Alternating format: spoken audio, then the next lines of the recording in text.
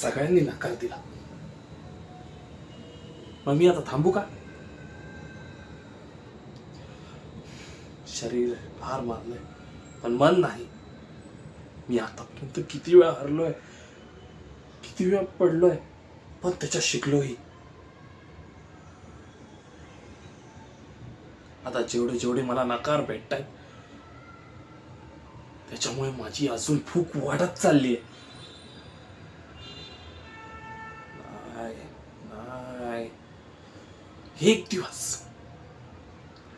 एक दिवस सर्वे मला भेटण्यासाठी रांगेत उभे राहतील.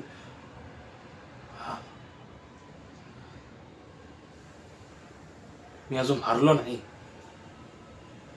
कारण मी अजून संपलो नाही.